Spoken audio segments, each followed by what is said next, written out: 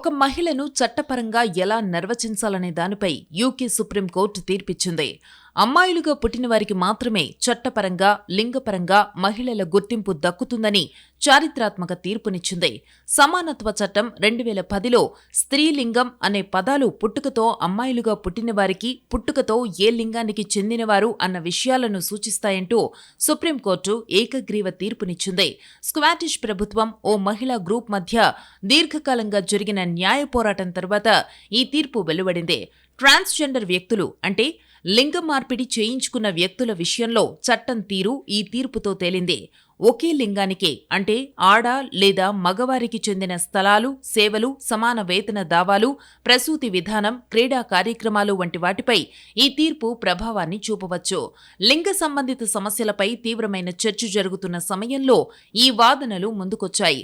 2010 సమానత్వ చట్టం సరైన అర్థాన్ని సుప్రీంకోర్టు నిర్ణయిస్తోంది. ఇది యూకే అంతటా అమలు కానుంది.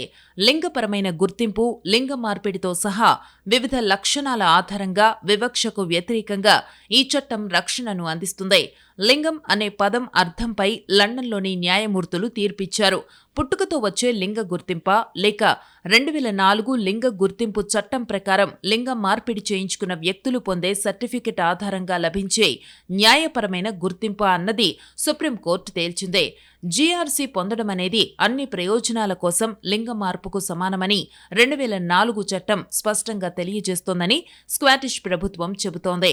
తాము కోరుకున్నట్టుగా లింగ మార్పిడి చేయించుకున్న వ్యక్తి ఆ లింగానికి సంబంధించిన రక్షణలకు అర్హులని ప్రభుత్వ న్యాయవాది కోర్టుకు చెప్పారు. పురుషుడు, స్త్రీ అనే పదాలకు ఉన్న కామన్ సెన్స్ లో అర్థం గురించి ఫర్ విమెన్ స్కాట్లాండ్ ప్రతినిధి వాదించారు. లింగపరమైన గుర్తింపనేది మార్పులేని జీవస్థితి అని కోర్టుకు తెలిపారు. ప్రభుత్వ రంగ బోర్డులలో లింగ సమతౌల్యతను పాటించేలా స్క్వాటిష్ పార్లమెంట్ ఓ బిల్లును ఆమోదించినప్పుడు 2018లో ఈ న్యాయ వివాదం ప్రారంభమైంది.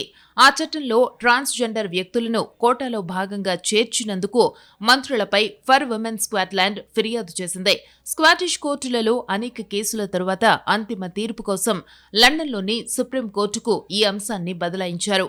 లింగ మార్పిడి చేయించుకున్న వారికి వివక్షకు వ్యతిరేకంగా లభించే రక్షణను ఈ కేసు తొలగించి వేస్తుందని ట్రాన్స్జెండర్లు హెచ్చరించారు.